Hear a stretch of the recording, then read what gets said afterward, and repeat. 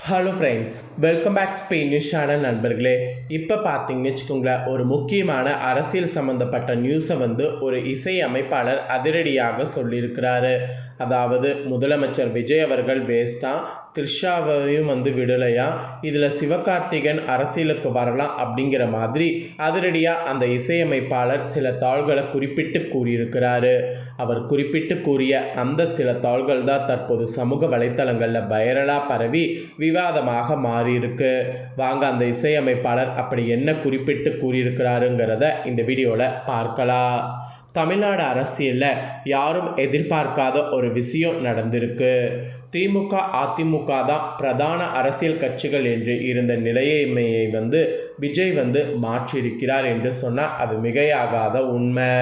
முதலமைச்சராக பதவியேற்ற பிறகு விஜயின் செயல்பாடு கடுமையான விமர்சனங்களையும் கிண்டல்களையும் சந்தித்திருக்கிறது என்று குறிப்பிட்டு சொன்னால் மிகையாகாத உண்மை.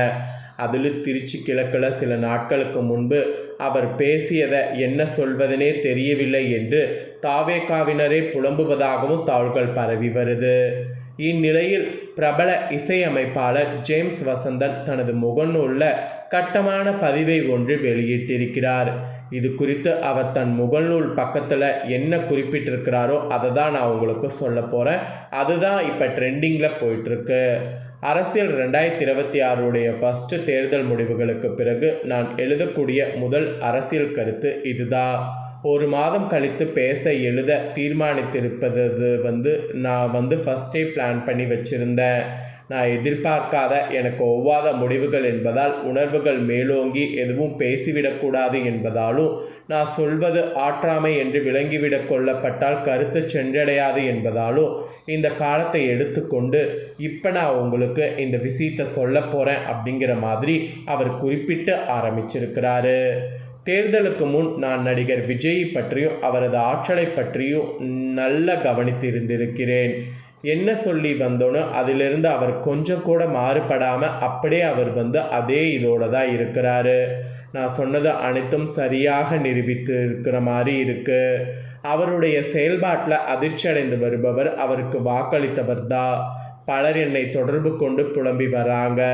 வெறும் கவர்ச்சி காரணமாக ஒரு நடிகர் இம்மாநிலத்தின் உயர் பதவிக்கு தேர்ந்தெடுக்கப்பட்டிருப்பது இந்த மாநிலத்துக்கு நேர்ந்த அவமானமாகும் அப்படிங்கிற மாதிரிலாம் அவர்கிட்ட குறிப்பிட்டதாகவும் அவர் அவருடைய பக்கத்தில் பதிவிட்டிருக்கிறார். நடிகன் என்றால் கேவலமாய் என்கின்ற சிறுபிள்ளைத்தனமான கேள்வியை கேட்கக்கூடாது. எந்த கூட்டம் அப்படி கேட்கும் என்பது எல்லோருக்கும் தெரியும். இந்த பதவியின் கோணத்தில் இதை பார்க்க வேண்டும். போட்டியில் இருப்பவரில் யார் அங்கு அமர வைக்கப்பட வேண்டும் என்பது பார்க்கணும். படித்த அறிவுள்ள சிந்திக்கக்கூடிய திறனுள்ள பொறுப்புள்ள எல்லோருக்கும் ஓரளவுக்கு பார்த்தீங்கன்னு வச்சுக்கோங்களேன் இது புரிஞ்சுக்க தெரியும் அப்படிங்கிற மாதிரியும் அவர் குறிப்பிடுறாரு. அதோடு படிப்போ அரசியல் அனுபவமோ தொலைநோக்கு பார்வையோ சேவை சிந்தனையோ உழைக்க தயங்காத மன உறுதியோ தியாக உணர்வோ மக்கள் நல அக்கறையோ கடைநிலை மக்களின் முன்னேற்ற எண்ணமோ ஒடுக்கப்பட்டவரின் உயர்வு குறித்தோ கவலையோ இம்மாநிலத்தை பெருமைப்படுத்தக்கூடிய நோக்கமோ என பலவித தகுதிகளில் ஒரு சில வேணும் இருப்பவரை தான் போட்டியாளராக கருத முடியும்.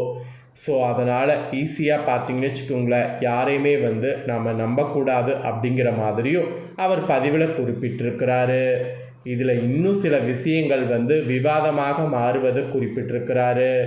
நடிகர்களில் ஒருவேளை சிவகார்த்திகேயனையோ விஜய் சேதுபதியோ கமல்ஹாசனையோ ரஜினிகாந்தையோ தேர்ந்தெடுத்தால் கூட அதில் சில நியாயங்கள் உண்டு.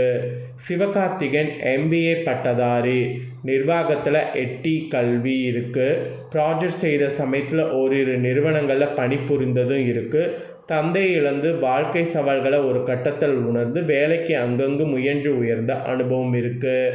அதனால் இவங்களாம் வருவதற்கு ஓரளவுக்கு வாய்ப்பு நல்லா இருக்குது அப்படிங்கிற மாதிரியும் விஜய்க்கு எதிராக இவங்களாம் வரலாம் அப்படிங்கிற மாதிரியும் அவர் பதிவில் குறிப்பிட்டிருக்கிறாரு.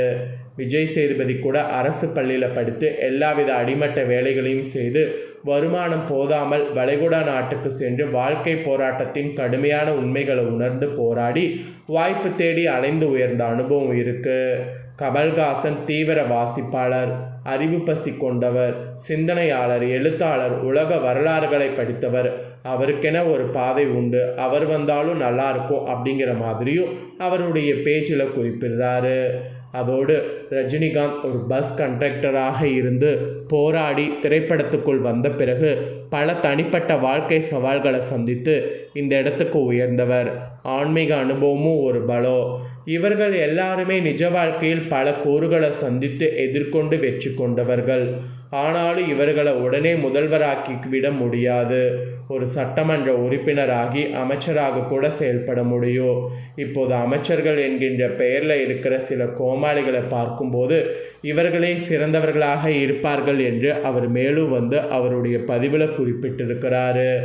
அதோடு நடிகனுக்கு கட் அவுட் வைத்தாலும் பாலபிஷேகம் செய்தவனும் கருப்பு சந்தையில் டிக்கெட் விற்றவனும் முதல் நாள் முதல் காட்சிக்கு ஆயிரங்களை கொடுத்து டிக்கெட் வாங்கிய படம் பார்த்த பரிதாபக்குரியவனும் பொழுதுபோக்கான சினிமாவை தன் வாழ்க்கையின் முக்கிய அங்கமாக பாவிக்கிறவனும் நடிகனை தலைவா என கொண்டாடுகிற போதையும் நடிமனின் காதலியை தலைவி என்று அழைக்கிற தற்குறியும் இன்று தமிழக சட்டமன்ற உறுப்பினராகவும் சிலர் அமைச்சராகவும் இருக்கிற அவநிலையை பார்த்து வடமாநிலங்கள் சிரிப்பதாகவும் அவருடைய பதிவில் குறிப்பிட்டிருக்கிறாரு.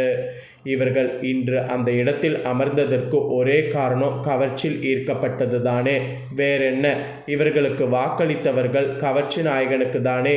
இத்தனை காலம் கட்டி காத்த பெருமையும் பெரும் ஒரே நாளில் சிதைந்து சில வெளிநாடுகளும் கேவலமாக பார்க்கக்கூடிய நிலை வந்ததற்கு காரணம் தமிழ்நாட்டில் உள்ள 1.6 கோடி வாக்காளர்கள். இவருக்கு பின்னின்று தீவிரமாக ஆதரித்த ஆந்திர துணை முதல்வர் நடிகர் பவன் கல்யாண் இவர் வெற்றியை எப்படி நக்கலடித்தார் என்பது இதற்கு போதுமான ஆதாரம் என அவருடைய பதிவில் இவ்வளோ பெரிய இதை குறிப்பிட்டிருக்கிறாரு. இந்த இசையமைப்பாளர் குறிப்பிட்ட இந்த ஒரு விஷயம் இப்போ பயங்கர வைரலாக ட்ரெண்டாக போயிட்டுருக்கு. இதுக்கு தாவேக்காவில் இருக்கக்கூடிய சில பேர் நீங்கள் பொறாமையில் பேசுகிறீங்க அப்படிங்கிற மாதிரி பதில் அளிச்சிட்ருக்காங்க. இன்னும் சில பேர் இவ்வளோ தூரம் நீங்கள் யோசிக்கும்போது விஜய் அவர்களும் அடிமட்டத்திலேருந்து தானே வந்தாங்க, அவங்க மட்டும் என்ன பெரிய கஷ்டம் இல்லாமல் வந்தாங்களா? அவங்களுக்கும் எல்லாமே தெரியும். நீங்கள் ஏன் ஒரு வாய்ப்பை கொடுத்துட்டு அந்த வாய்ப்பை அவர் சரியாக பயன்படுத்திக்கிட்டு இருக்கும்போது நீங்கள் இவ்வளோ தூரம் விமர்சனம் பண்ணுறீங்க, அப்போ உங்கள் மேலேயும் தப்பு இருக்குல்ல அப்படிங்கிற மாதிரியும் கமெண்ட் பண்ணிட்டு வராங்க. ஸோ கமெண்ட்களும் ஒரு பக்கம் போய்கிட்டே இருக்குது. இந்த விவாதமும் பார்த்திங்கன்னு வச்சுக்கோங்களேன் இப்போ ட்ரெண்டாக போயிட்டுருக்கு.